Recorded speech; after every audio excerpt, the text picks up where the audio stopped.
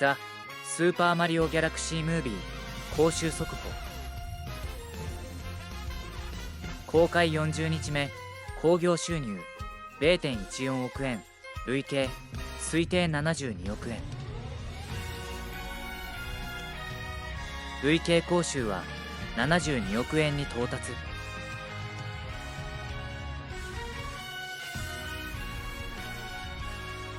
ここからは台風による影響をどこまで受けるかですね。